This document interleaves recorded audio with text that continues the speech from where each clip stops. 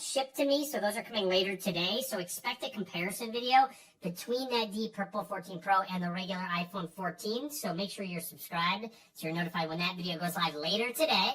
Anyways, excited to open up the 14 Pro Max. I will compare it to the 13 Pro Max with size and just any minor differences. Obviously, with the dynamic island up towards the top being a big difference. Anyways, let's get into the unboxing of the iPhone 14 Pro Max. The iPhone 14 Pro Max box, fairly slim, simple. It is color-coded based on the color phone that you do get. So these are just black icons and letters. Now, let's peel this part off.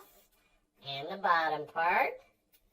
There we go. Now let's open it up, see what we get inside. First of all, there's a quick look at that space black color on the device. We're going to set that to the side for just a second. See what else comes inside the box. We do have our charging cable, USB Type-C to, oh, what is that, Lightning still? Bummer. Actually, I'm pretty bummed that they aren't including USB-C in the iPhones yet.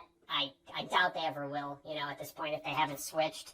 And then finally in the box, designed by Apple California, you no longer can have a physical SIM. So there is no SIM card slot in any of the iPhone 14 models at all. So you can't just pop a physical SIM. You have to actually transfer it to an eSIM on your device. I did that with my iPhone 13. The process was fairly simple. It kind of depends on your carrier and whatnot, but overall not too painful to actually switch. I'm not a big fan of the switch to eSIM personally, but that's for a full nother video. You do get an Apple sticker. I know what you came to see, the 14 Pro Max. I really do like this color. I'm excited to see that deep purple color. Again, that phone is coming very soon. One thing I noticed right away on this device, just by looking at it, is that the camera module is definitely a little bit bigger than that on the previous model. There they are side by side. Just to kind of give you an idea, it just, at least to my eye, I noticed it right away. The lenses are just a little bit bigger. We'll compare more in just a second. Now, let's peel that front off, and without even turning on Access This, first we're going to make sure that we wake up the display by tapping on the display here. Make sure that your phone is unlocked, and then press and hold in the center of the display. And this will bring up this sort of tile menu where we can swipe between the left and right here to select Apple suggestions. You can see that it also uses photos, and you can take an extra close look. You'll see that it crops you out of the photos to kind of place you in front or behind the time to kind of give this nice 3D effect.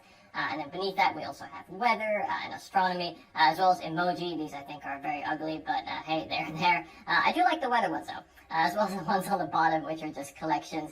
And then, of course, we have some colors as well. But let me go ahead and show you how to add. You're going to want to make sure that these are activated. So to do this, we're going to jump into the Settings tab here, into the Settings app. And then we're going to scroll down to where it says Emergency and SOS. So that says all features and messages that have been added with iOS 16. Now the first is we finally have the ability to edit a message as well as the ability to unsend a message. So to demonstrate this, I'm going to send a lovely message. Any tips that I haven't shown here, and if you haven't seen them yet, I highly recommend watching my How to Transfer Data from an old iPhone to a new iPhone video. It's especially great around Christmas if you've gotten a new iPhone. And then I also recommend checking out my iPhone 14 versus iPhone 14 Pro comparison video to see which phone is the best value.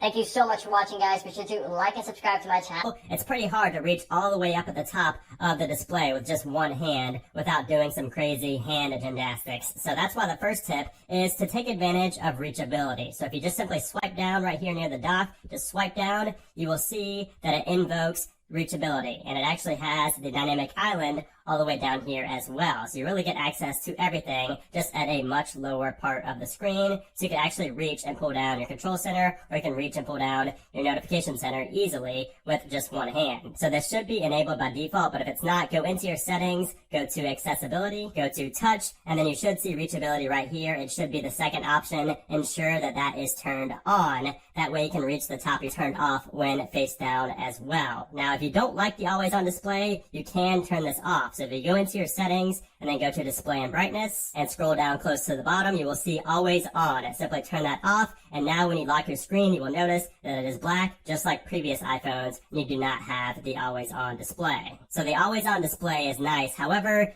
we don't see the battery percentage on the lock screen until we tap it, and then we can see our battery percentage up top right there. And I don't like that. I mean, I feel like the whole point of having Max is the 48 megapixel main camera lens. This is a huge increase over the 12 megapixel sensor on the 13 Pros. However, by default, your pictures are still only going to shoot in 12 megapixel quality. So to actually get the full 48 megapixel resolution for still images, you have to shoot in Pro RAW, but not only that, you have to change a setting for it. So if we go into our settings and then go to camera, formats, and then right down here you will see Apple Pro RAW. Ensure that that is turned on, and then tap on Pro RAW resolution and ensure that that is set to 48 megapixels. And keep in mind, you will see that the file sizes will definitely be larger when you shoot a little bit more. And that's because you not only get these stylish, customizable designs that Casetify is known for, but you also get 11.5 feet of drop protection from the Ultra Impact series, thanks to those little corner pieces, which are made from the proprietary EcoShock technology. So no more cracked glass or scuffed up corners when you accidentally drop your phone on the street when getting out of your car. And